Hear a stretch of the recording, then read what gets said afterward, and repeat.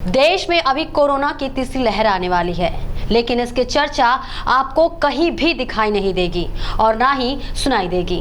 पता है क्यों? क्योंकि देश के कई राज्यों में चुनावी माहौल चल पड़ी है और कोरोना की तीसरी लहर का भी अंदेशा अब बीती बात लग रही है। सब जानते हैं चुनाव और कोरोना साथ नहीं रह सकते हैं। कोरोना आता है तो चुनाव नहीं होते, चुनाव आते हैं तो कोरोना भाग जाता है।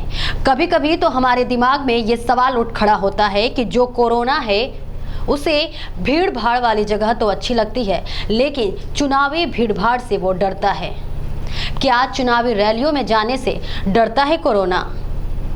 ये तो रहे कुछ ऐसे सवाल जिसके जवाब हमारी जनता को अच्छे से पता है। अरे भाई, ये चुनाव तो होता ही ऐसा है। इसकी गलियां बहुत तंग है और भीड़ बहुत चौड़ी होती है।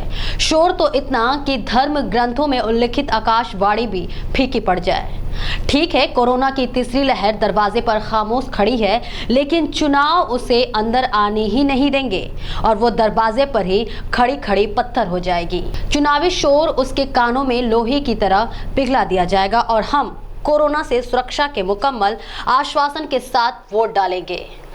सबसे बड़े प्रदेश उत्तर प्रदेश में, हो सकता है सबसे महत्वपूर्ण प्रदेश गुजरात में भी। इतने महत्वपूर्ण चुनाव हो तो बात ही अलग होती है। उत्तर प्रदेश में तो एक तरह से प्रचार शुरू भी हो गया है। वो दिन दूर नहीं जब दूर दूर से नेता आम आदमी की आरती उतारने लगेंगे। नेता जो हमें चौराहे पर घंटों खड़ा रखकर लाल बत्ती की गाड़ी में फुर्र से निकल जाते हैं, घर घर आने लगेंगे। दरअसल चुनावी का सच ये है कि इसमें प्रत्याशी छोटे नेता होते हैं, लेकिन दांव पर प्रतिष्ठा बड़े नेताओं की होती है। वैसे ही जैसे कुछ कहानियों में तोते की गर्दन मड़ोड़ो तो कहानी का मुख्य पात्र तिलमिला उठता है। वजह कई है। किसी बड़े नेता ने उस प्रत्याशी को पात्र न होते हुए भी टिकट दिलवाया होता है, या कोई प्रत्याशी उस बड़े नेता का नाते रिश्तेदार होता है। खैर, फिलहाल कोरोना की तीसरी लहर की कोई आशंका दूर दूर तक दिखाई नहीं दे रही है, क्योंकि सभी पता है चुनावी लहर चल पड़ी